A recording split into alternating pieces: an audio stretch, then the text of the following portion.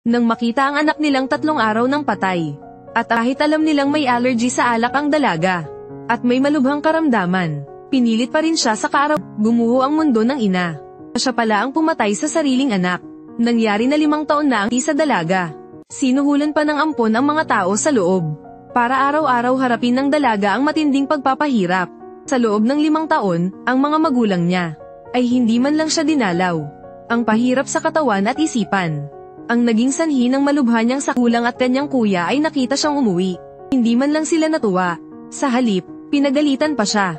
Bakit daw siya lumabas ng maaga para istorbohin sila? Sa exhibit para sa ampon. Gusto sanang ipaliwanag ng dalaga ang lahat. Pero hindi siya binigyan ng pagkakataong magsalita. Nagkunwari nasan. Nang maghanda sila para sa kaarawan ng ampon. Nahuli lang saka lang sila pumunta sa silid. Pagpasok pa lang, naamoy na nila ang masangsang na amoy.